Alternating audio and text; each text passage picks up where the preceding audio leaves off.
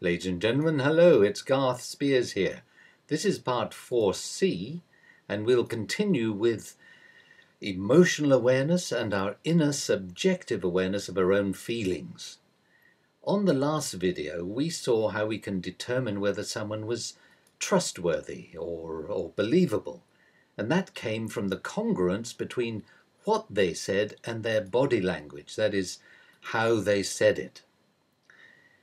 In this video, we'll be looking at the next box just a bit further on down there, which is our awareness of being in a particular emotional state.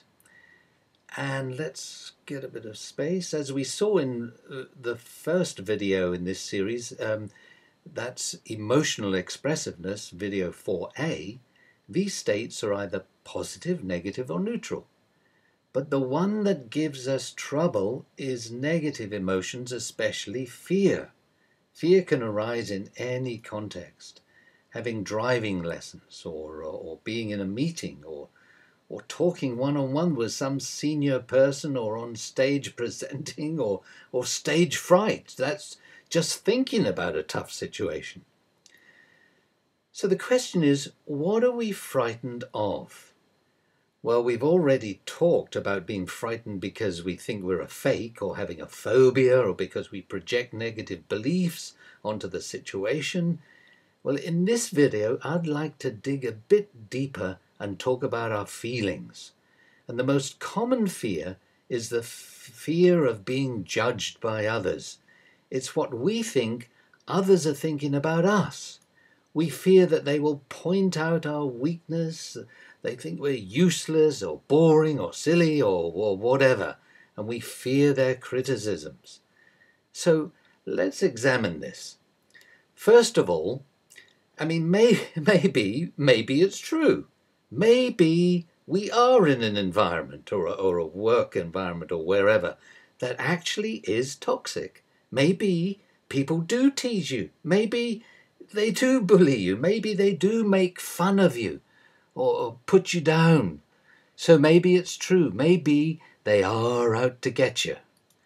It would be like working in the office. Have you seen that series, that TV series? I mean, it's hilarious. But in real life, having a leader like David Brent, or in the American version, it's Michael Scott, I mean, having a leader like one of them, it's no laughing matter. It would be a nightmare. So would we want to put up with that? No way. But if you have to stay because of money, well, what's your options? You accept it, you try and change it, or join them and give them as good as you get. But the most likely scenario is that, in fact, it's not true. People are not actually out to get you. Nevertheless, we still feel as if they are, don't we? And this is a very common experience. We still feel they're going to judge us badly, but in reality, it's not true.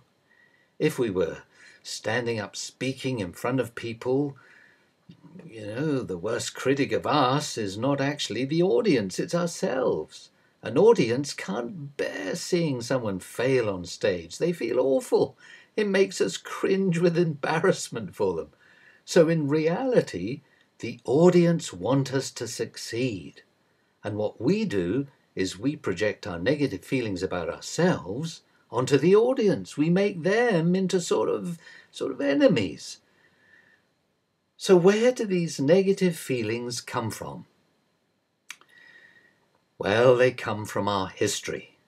The way we were treated when we were young by parents, by mother, father, siblings, school bullies, teachers, gangs of kids, and so on. So any occasion now when we feel vulnerable, exposed, like standing up in front of people, it triggers those old feelings of fear. Okay, so what can we do about it? Well, there are three things: training, desensitization, and self-esteem. And I mean, if you were to come on a charisma workshop, each of these elements are built into the whole experience. So Let's take skiing, for example, or surfing, or anything we've accomplished, even driving in a car. I mean, at the beginning, it seems impossible, fearful. Remember starting off driving, doing the kangaroo down the road, but after training, it becomes easy. Then as a result of gradual exposure to what it is that triggered us in the first place, we finally become desensitized. And hand in hand with that, our self-esteem starts to increase, because as we build on our success, so we build our self-esteem. But it can happen the other way around too. As we build our self-esteem, so we build our success. Success creates self-esteem, and self-esteem creates success. It goes round and round in a virtuous circle. However, there is a danger with self-esteem.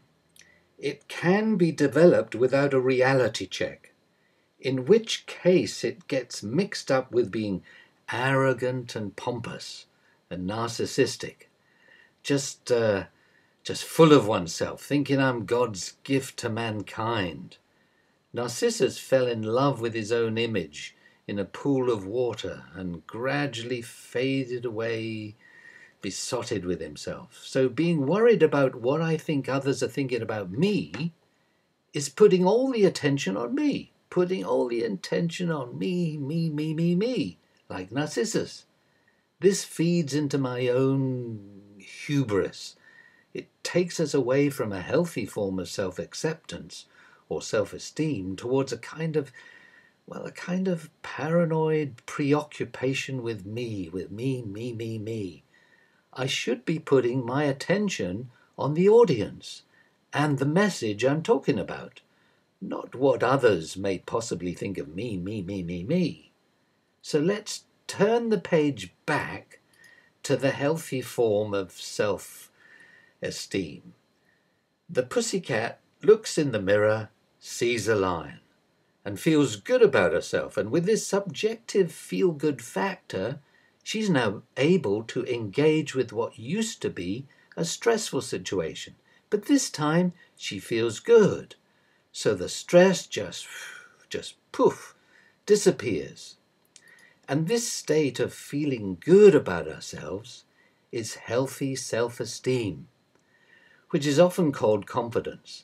It's looking at ourselves as if we were a character in a play and we are in the audience just watching the play, and we think, sitting in the audience, wow, she's good, he's good. We could improve on this and that, but by and large, I like what I see. In other words, I give myself appreciation.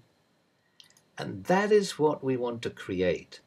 Attitudes of self-acceptance, self-appreciation.